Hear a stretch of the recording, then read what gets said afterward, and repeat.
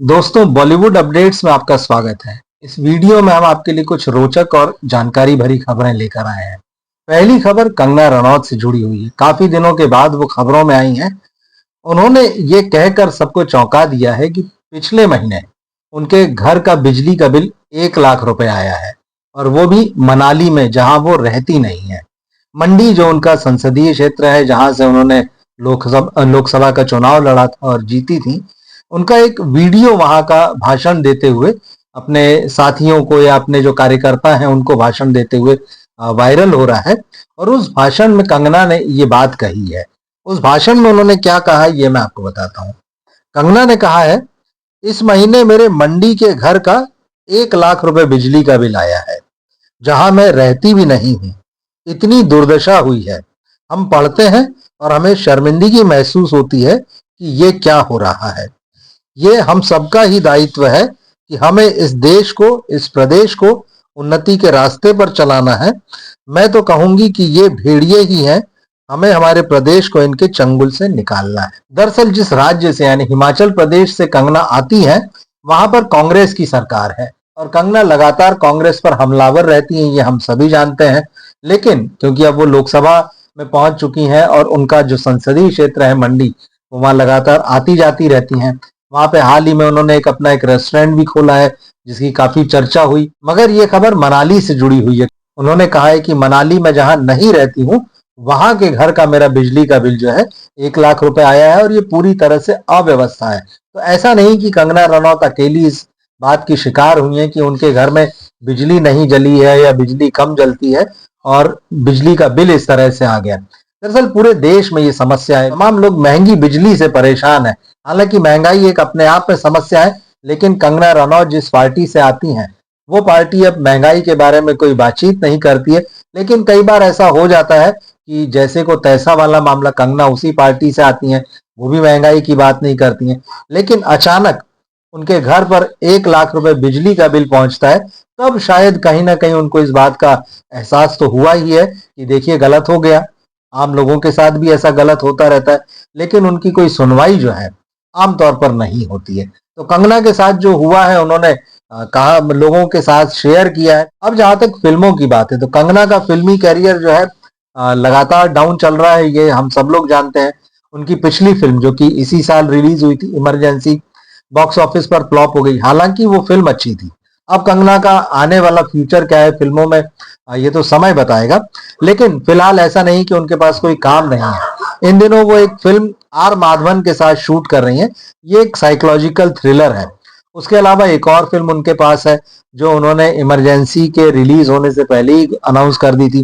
Film का नाम है भारत भाग्य विधाता। इसके अलावा कंगना की दो बहुत सफल फिल्में हैं, एक तो क्वीन और दूसरी तनु वेड्स मनु। तो ये दोनों जो है इन फिल्मों के अगले पार्ट, मतलब क्वीन 2 की बात हो रही है और तनु वेड्स मनु 3 की बातें चल रही है। अब ये फिल्म बनेंगी कि नहीं पता नहीं। लेकिन कंगना का बॉलीवुड कैरियर जो इधर काफी डावाडोल है, तो वो उसको राजनीति में संभालने की कोशिश करनी है अपने आप को। तो ये कंगना से जुड़ी खबर थी। अब जब हमने कंगना से जुड़ी खबर की बात की है, तो हम ऋतिक रोशन से जुड़ी एक खबर की बात कर लेते हैं। ऋतिक रोशन भी बॉलीवुड के दूसरे स्टार्स की तरह साउथ की तरफ चल पड़े हैं, या उन्होंने चलने का मन बना लिया है। तेलुगु फिल्मों के बड़े प्रोड्यूसर हैं मैत्रेयी मूवी मेकर्स। उनकी जाट रिलीज होने वाली, जिसमें सनी देओल हैं। तो इन्होंने अब साउथ से बॉम्बे की तरफ या नॉर्थ की तरफ कदम बढ़ा दिए, और जाट के बाद में अब ये खबर आ रही है कि मैत्रेयी मूवी मेकर्स जो है ऋतिक रोशन को लेकर एक फिल्म बनाने की तैयारी कर रहे हैं, या उन्होंने इसका आइडिया जो है अभी लगाया है। पिछले दिनों एक फिल्म आई थी डाकू महाराज, उसके डायरेक्टर हैं बॉबी। तो बॉबी के पास एक स्क्रिप्ट है जो एक्शन से भरपूर स्क्रिप्ट है, और उसके लिए उन्होंने ऋतिक रोशन से बातचीत की है। बताया ये जा रहा है कि इनिशियली ऋतिक को आइडिया पसंद आया है कि ये हाई एक्शन सिनेमा वो कर रहे हैं, और वो इस तरह की फिल्में करना भी चाहते हैं। वार 2 उनकी ऐसी ही एक्शन फिल्म है। तो अब ये खबर है कि भाई वार 2 के बाद में अगर उनको ये स्क्रिप्ट पसंद आ जाती है बॉबी की, तो वो इस फिल्म को एक्सेप्ट कर सकते हैं। तब ऐसे में ये देखना होगा कि अगर पैन इंडिया फिल्म अगर ऋतिक ये करते हैं, तो क्या इसके चक्कर में ये हो सकता है कि वो क्रिश 4 को थोड़ा और आगे बढ़ा दें, क्योंकि क्रिश 4 के बारे में वो कह चुके हैं कि हाँ भाई, इसका डायरेक्शन मुझे करना है। हालांकि मैं थोड़ा सा नर्वस हूँ, और नर्वस होना तो खैर स्वाभाविक बात है। कोई भी काम अगर आप पहली बार कर रहे हैं, हालांकि ऋतिक रोशन अपने पिता के असिस्टेंट रहे, उनके पिता राकेश रोशन, जो करण अर्जुन से लेके तमाम और फिल्में बाद में भी उन्होंने बनाई, तो ऋतिक कहीं ना कहीं उनके असिस्टेंट की भूमिका में रहा करते थे। तो फिल्म मेकिंग उनके लिए एकदम से नया मामला नहीं है। हाँ, लेकिन अपने कंधों पर जिम्मेदारी लेकर फिल्म बनाना एक अलग ही किस्म की चुनौती होती।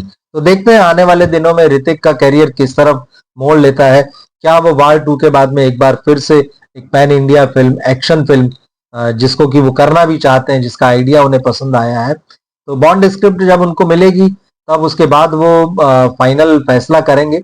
मगर तब तक देखते हैं, या फिर अगर ये चीज नहीं होती तो हम उनको क्रिश 4 में काम करते हुए भी देखेंगे और क्रिश 4 को डायरेक्ट करते हुए भी देखेंगे।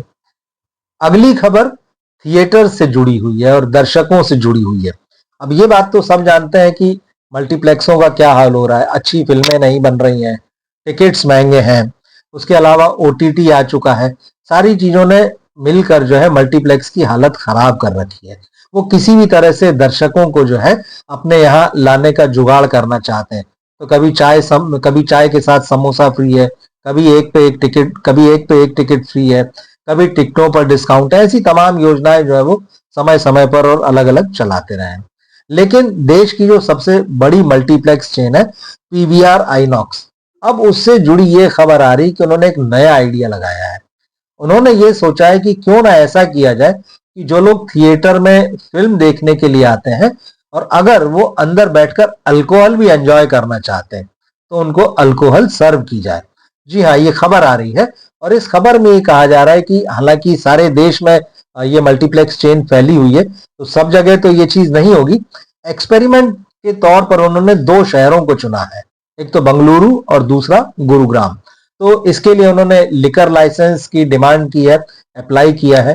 देखते हैं ये अगर मिलता है उनको लाइसेंस थिएटर में अल्कोहल सर्व करने के लिए तो किस तरह की व्यवस्था बनेगी, क्या बनेगा और किस तरह से सर्व किया जाएगा, उसके साथ क्या नियम कायदे शर्तें होंगे, क्या अल्कोहल जो लोग कंज्यूम करेंगे उनको अलग बैठाया जाएगा, उनका कोई अलग सेक्शन होगा या वो भी आम ऑडियंस के बीच में होंगे, क्या ये अल्कोहल कभी भी सर्व कर दी जाएगी किसी भी शो में या खास तौर पर इसको नाइट शोज के लिए रखा जाएगा। तो इस तरह की चीजें जो है अभी चल रही हैं। तो ये एक्सपेरिमेंट के लेवल पर होगा। तो मतलब अब जहां सिर्फ बात अब चाय समोसे और पानी और नाश्ते की थी, वहां से बात आगे बढ़कर जो है अल्कोहल तक पहुंच चुकी।